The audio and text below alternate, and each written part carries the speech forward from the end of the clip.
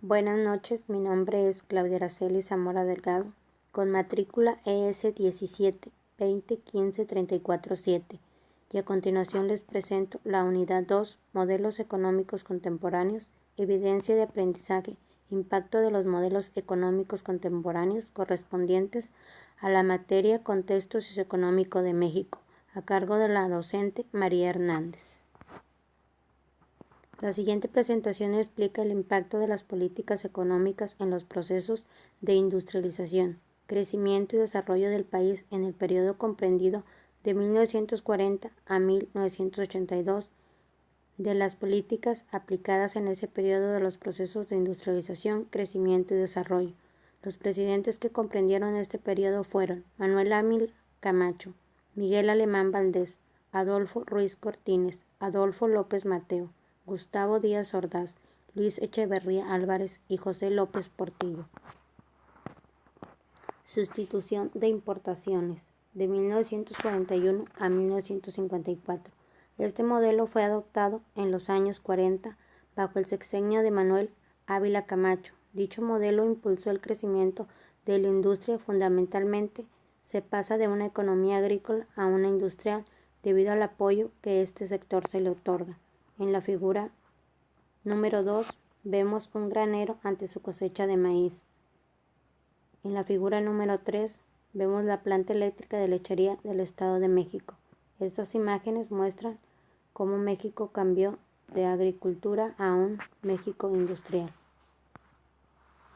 El gobierno de Plutarco Elías Calles se crea la Ley General de Instituciones de Crédito y Establecimientos Bancarios. Esta ley modernizó el aparato financiero y favoreció la creación del Banco de México. En el periodo denominado Maximianato y en el cadernismo se crearon instituciones como el Banco de Crédito Ejidal, la Secretaría Federal de Electricidad, la expropiación de Ferrocarriles Nacionales de México, la expropiación petrolera, etc. Estos sucesos directamente económicos hicieron viable el modelo de la industrialización.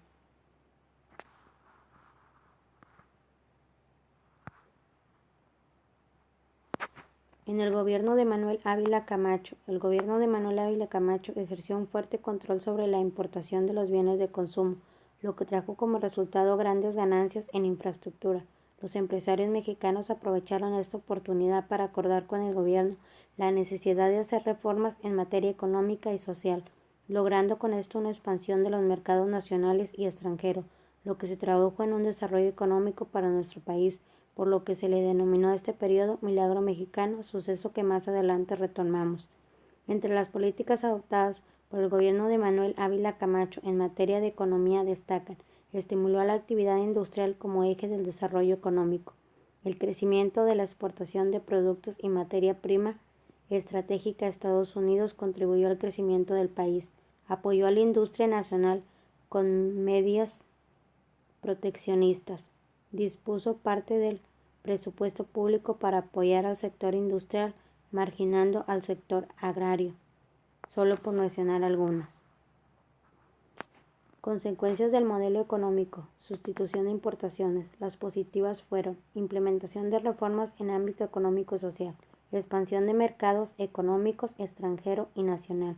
Se efectúa el convenio internacional con Estados Unidos para trabajadores mexicanos cruzarán para laborar. Norteamericanos se encontraban en guerra.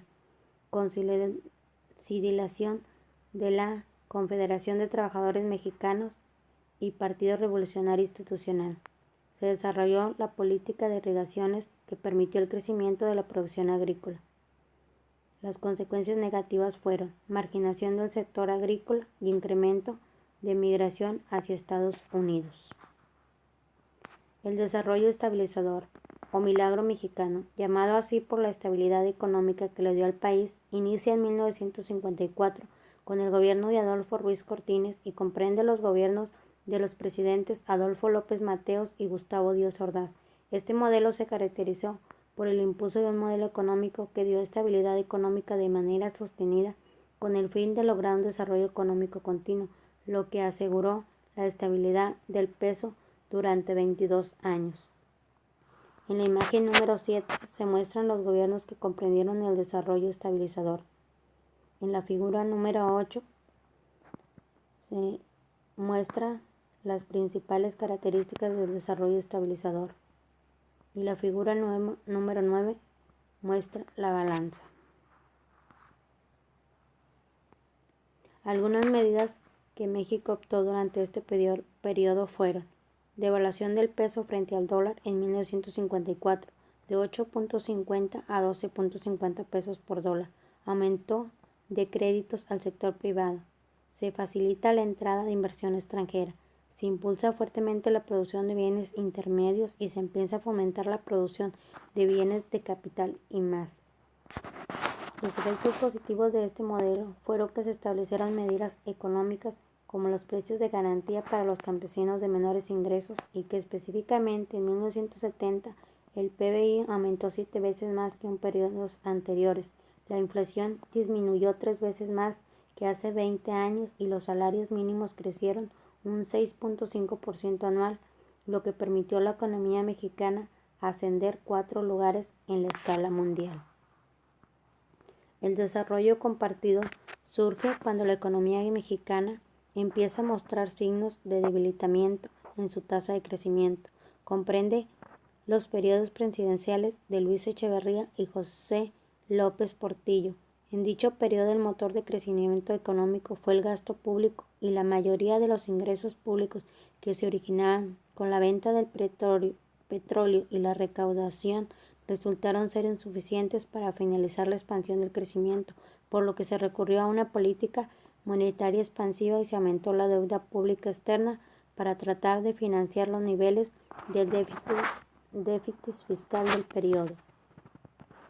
En el periodo de Luis Echeverría Álvarez se modificó superficialmente las políticas comercial, salarial, agropecuaria y de fomento de inversión extranjera.